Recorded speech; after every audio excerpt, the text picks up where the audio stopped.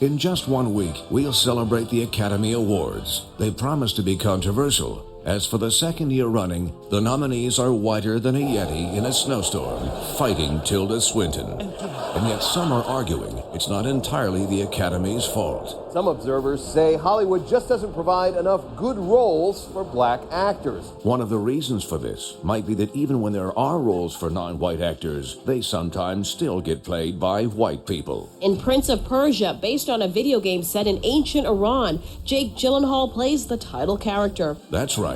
Jake Gyllenhaal, a white American with a Swedish last name, was cast to play the Prince of Persia from, Persia.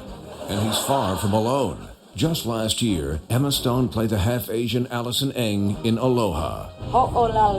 Apparently, Aloha means hello, goodbye, and you've got to be fucking kidding me. And when Hollywood needed actors to play Egyptians in Exodus Gods and Kings, it knew just what to do. Moses, Ramesses, you grew up together, close as brothers. That was a guy from Australia and a guy from Britain, pretending to be two guys from Egypt, a country in Africa. And if you like that, don't miss Gods of Egypt opening Friday, starring a Scottish guy. I shall be your one true God. Wow, that's the whitest Egyptian since these four.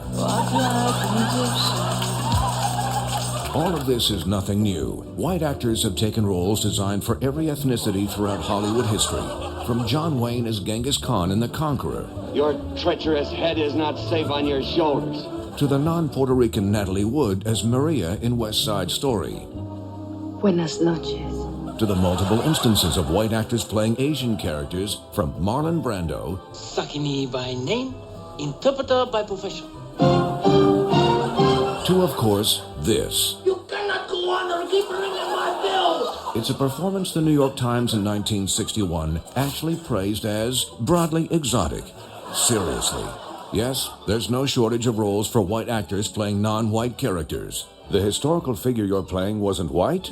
Not a problem. The contemporary figure you're playing wasn't white? Not a problem. The cartoon the movie was based on was entirely about non-white people? Not a problem. Your characters are named Esteban and Clara Trueba in the Isabel Allende novel the movie is based on? Right this way, Jeremy Irons and Meryl Streep. And even when a non-white person does score a major role, when they make the porn parody, guess what happens?